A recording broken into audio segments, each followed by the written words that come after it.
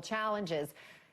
Doesn't this create some kind of chaos for candidates who aren't even sure what final districts will be? And how could this impact the midterms, do you think?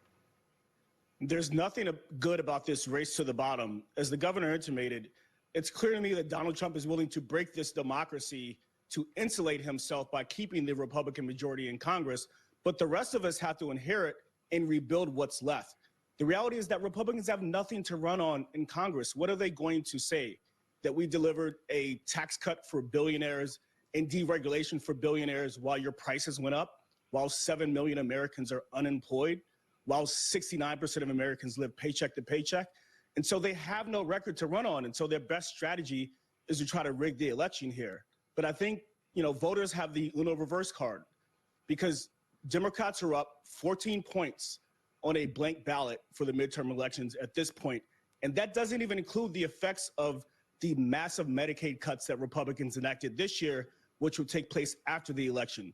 When that happens, you'll see millions more of American voters angry at the Republican Party. And the question is, what does that mean for them?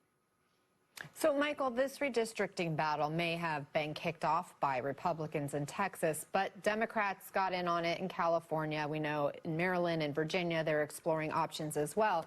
Michael, do you see political risk for Democrats in taking part in this? How slippery is the slope here?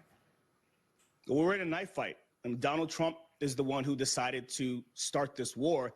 It would be a fool's errand for Democrats to enter that fight unarmed. And so that's what they're doing. They're responding in kind. They're conducting business as business is being conducted.